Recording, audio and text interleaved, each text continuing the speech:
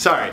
Welcome to KMS 10 at 10. I'm Sam, and today I'm joined with Jess. Yes, we're both very excited. It's going to be a good Friday. We got a fun show. Today we're going to be talking about programmatic TV. Jess, could you talk real quick about what exactly programmatic TV is? Yes, so programmatic TV is essentially a large umbrella term for pretty much any TV that isn't your traditional cable box watch. So if people are maybe thinking like streaming TV. Streaming, apps, it can be even like when things are recorded and you rewatch them, whether that's on your smart TV or on different devices in your home or even on your laptop or your phone. So pretty much any TV that's not watched directly from your cable box live can be defined as programmatic TV. And so when we talk about programmatic TV advertising, we're talking about putting video content within that content instead of a traditional TV buy. Yeah, a TV commercial or something like that. Very cool. All right, so like I said, today we're going to be talking about programmatic TV. Jess and I are going to be asking each other a couple of questions, a couple of not trivia question, but statistics. So feel free to participate in the conversation. Throw your guesses out as we ask them, and we'll put them on the board, and we'll see who's the closest. But before we do that, Jess and I are going to play a little game. You can play out there as well. All right, you got your timer? Yes. Give it here. Stopwatch. Give it here. All right, you're going to have 30 seconds to guess what I'm drawing. Okay. All right, on your marks, get set, go. 30 seconds. Let's see.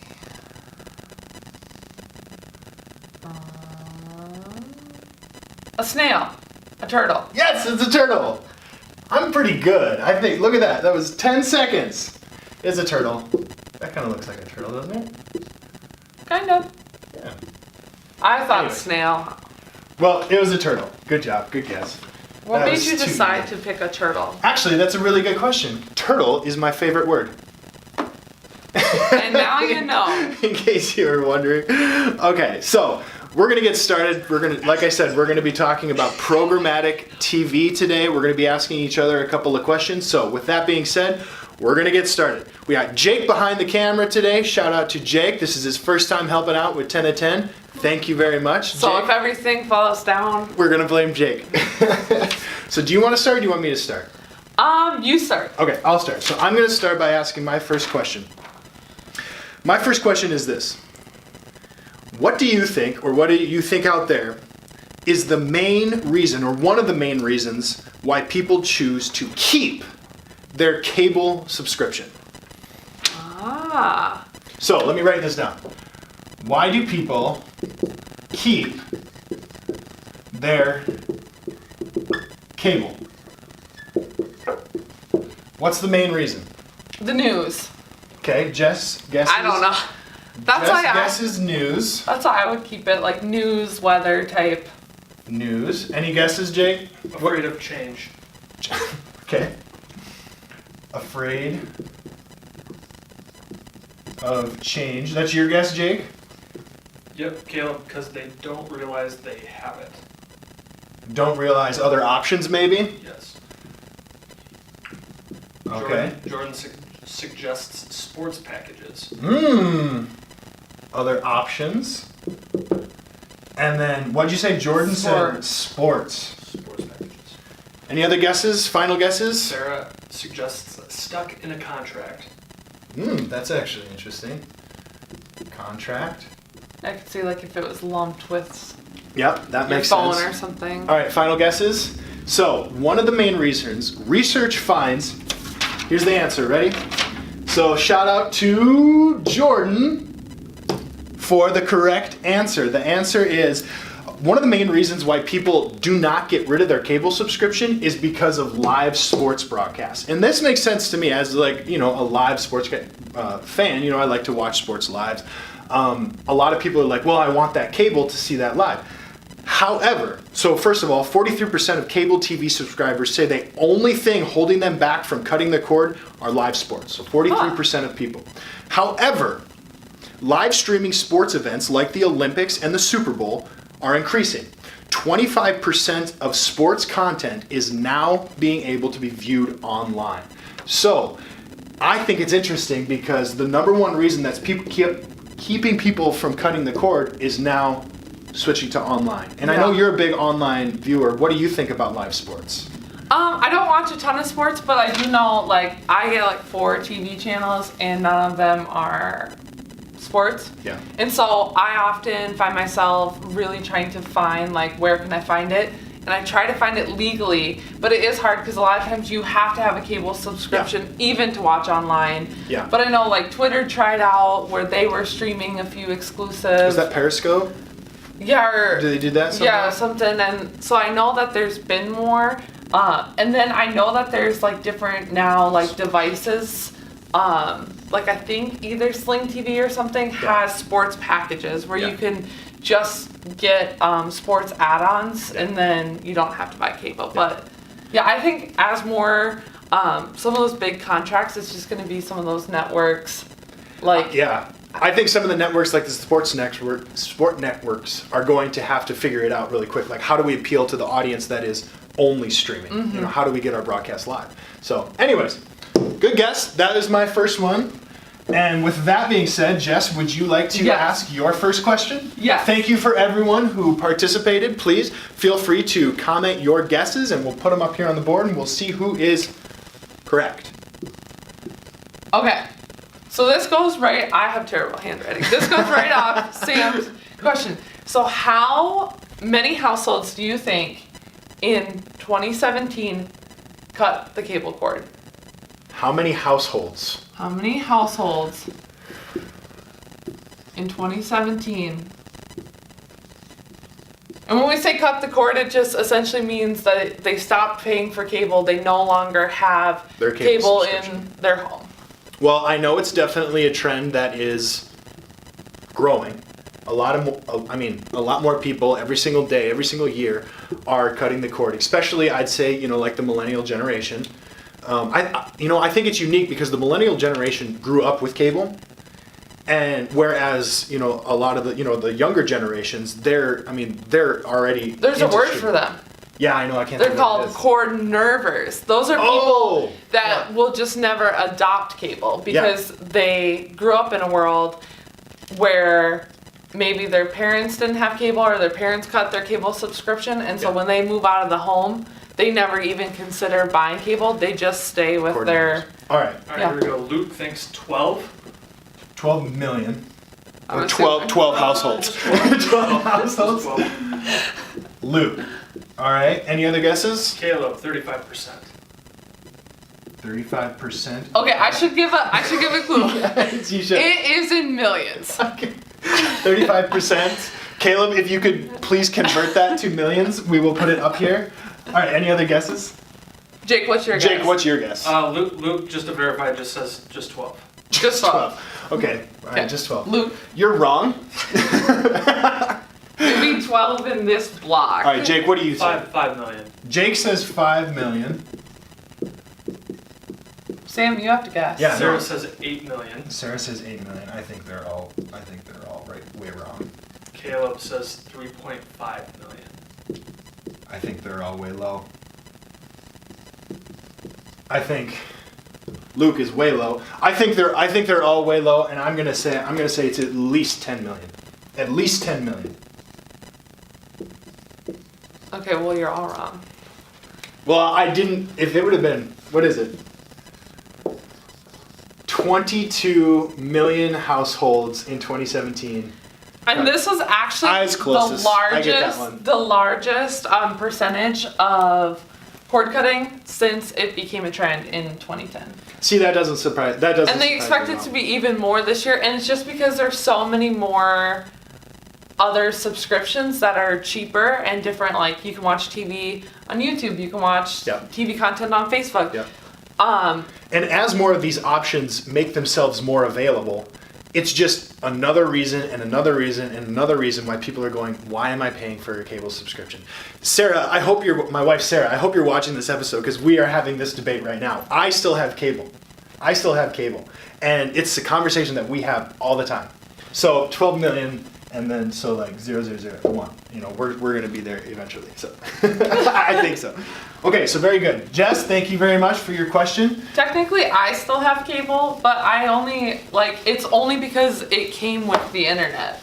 If I could, the bundles. If I could just get rid of it, but I think it's like, it was a freebie add-on, but now I think I'm paying for it, so maybe I should get rid of it. Yeah, there you go. Like $20 know what for you're paying 4 for. channels. Okay, so mine's another reason one. So everybody just dump out your reasons for this next question. I'm kind of interested to see what everybody's going to guess.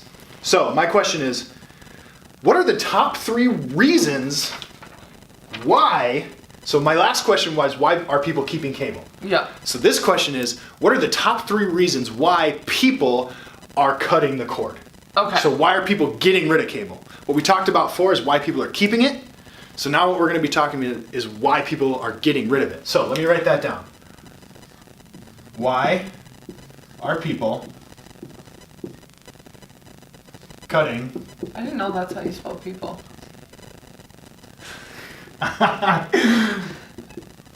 Cutting the cord. All right, give me your reasons. I'm saying price is one of my top guesses, because that's why I would. I'm not going to put number 1 there because I'm not going to tell you what it is.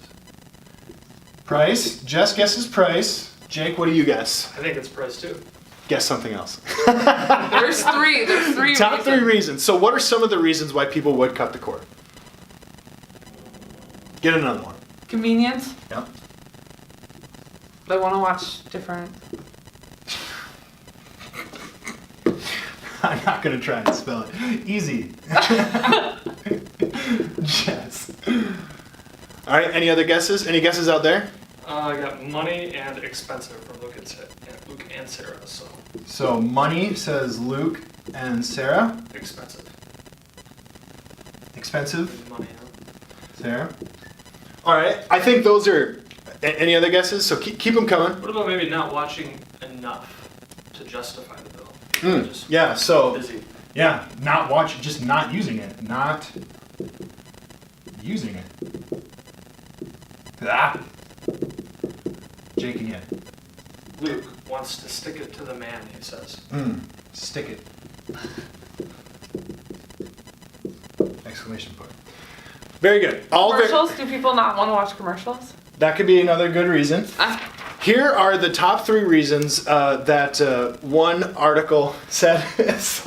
So I want to put out there that I think these are all correct. There's a million reasons why people are cutting the cord. But I think, and when I read this, I said, these make sense to me. Convenience was number 1, so easy. So Jess, I think you're right. I think the convenience, and it's becoming easier every single day to whether watch, even if it's like YouTube or if it's Netflix or whatever it is. Price is another thing, and I think what's unique about, what's that? One more Okay, thought. Maybe okay. Smart TVs. Smart TVs already have built-in apps and ways. Smart TVs, so the actual devices. So yeah, that's good. I think maybe we might talk about that in a little bit. Oh. So yeah, that's another good reason. And then the third reason, which I thought was kind of a good, that's not on this list, is the library of content. So like with cable, you pay for programming, what's on programming. But there's a reason why binge watching is even a term, and I think it has a big reason why people are cutting the cord. It's because why wait week to week to watch your show when you can subscribe to Netflix. Watch all 9 when you seasons can watch your in one entire weekend. show in one weekend. Yes, so there's a reason that binge watching. So I would include that as the number 3. I thought kind of made sense, but all of these I think are correct answers. So I think everybody gets a point for that one. Thank you for everyone who commented and participated. Your prize is a sunny weekend. Yes. You're welcome. Okay, so with that, Jess, would you like to ask your final question? Yes. And this, I have a question, and then there's a bonus question if we have time. Uh-oh. Okay. So, let me first explain. I'm going to put... Is this called an abbreviation or an acronym? Acronym. An acronym. This stands for Connected TV.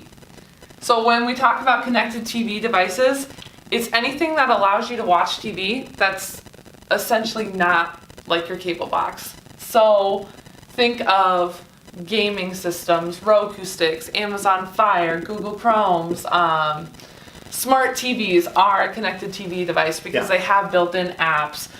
Smart Blu-ray players that come preloaded with apps. So these types of devices. So my question is, what percent of households own a CTV device in their house? All right. I don't know what I'm writing. This. All right. So the question is, what percentage of households have a connected TV device in their house? Luke says 70%. 70%. Keep them coming. Jake, what's yours? 85%. Yeah, makes sense. 85%. Jake, keep them coming. Guesses. What do we got? Percentages. Anything else? All right. What's that? What's yours? All right, so my guess, this has got to be huge. And the reason that I think this percentage has to be huge is because you can't even basically buy a TV or anything now that is not somehow connected. So I'm going to say 90%. Caleb also agrees 90%. Sarah says 87%. All right, let me get Sarah's down in there. I'm a little offended none of you read my blog because you would know this number, and this will just be a little shameless plug.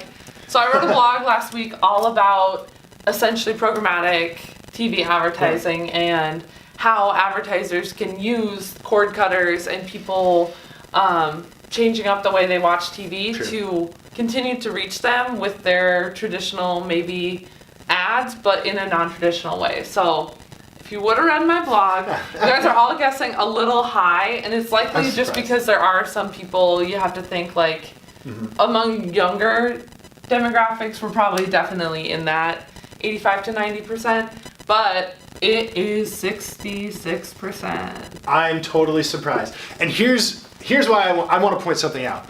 The fact that everyone was guessing this high, I think shows a trend. Like this, I predict is where it is going, going to be. Because I think everybody would be shocked to see that it's only 66%. And so I think this is a really good indicator of really kind of where the trend is going and what everybody is thinking about connected TV devices, Yes. So then a twofold part question. Uh-oh. Off of that, so for households that have a connected TV device, what do we think the average number of connected TV devices is? Per house. Yep. So the question is, how many connected TV devices on average does a single household have? I'm going to say 2. I'll guess 2. I'm going to say 2. 2 devices, Sam. I think that's a reasonable guess. I don't think it's upstairs and downstairs. Somebody's got a room. Caleb says 2. 2. So Caleb. So think gaming systems, Roku stick, smart TV. Luke says 5. That can't be right. Sarah says 3. Maybe. That can't be right. Jake, do you have a guess? If Luke's right, I think it's 4. I don't think that's right either. Well, I think 2's right. We do have a winner on the board. Uh-oh. Sarah! So the 3 average devices? is 3. But this is for households that at least have one. So you have to think it kind of skews. So there are certainly I would think in my house I have at least 3 because I have a smart Blu-ray player, not that I use it, and I also have a PS4 and a PS3. Both you can have. I suppose we have 3. Yeah, I suppose we have 3 because we have a cable box that also comes preloaded with apps. Yeah. So that would be a connected device, and then we have a Wii, which you can get on apps from there, and then we also have a smart Blu-ray player. So that's 3. And there's some households some households with maybe more children in the house that have TVs in their room, that have multiple gaming systems or multiple Roku sticks, stuff like that. So, and I think this number's going to go up as just more people, you said, get a new smart TV. A smart TV is technically a connected TV device. Yeah. And like I said, pretty soon they're not going to make just like a VCR. It's going to be faded out. You're not going to be able to buy anything that everything's going to be smart. Internet of Things. So, very cool. Anyways, thank you everyone who participated in today's show by asking or by putting your guesses here on the board. Thank you, thank you, thank you. With that being said, this is KMS 10 at 10. Before we close, I do want to mention that we do have some upcoming events next week. So if you're watching in the Rapid City area, myself and Karina Keys are going to be out there. We're going to be giving some workshops. We're going to be doing a workshop and a lunch and learn. There's information on those events on our website. So if you're interested in attending one of those events, please check out our website to learn about our upcoming events. And then while you're on our website, if this sparked any interest and you're just curious or want to learn more, there is a blog all about connected TV as well as programmatic TV on the website that just gives some more detail and talks about how marketers can use it to really connect with their consumers as well. Absolutely, yes. Really good blog. And I feel bad because I actually edited it and reviewed it and read it, and I didn't even get that answer right. So maybe I should reread it again. Very good. So with that being said, thank you everyone, and until then, we will see you next week. I'm Sam. I'm Jess. And see you later. Have a good weekend.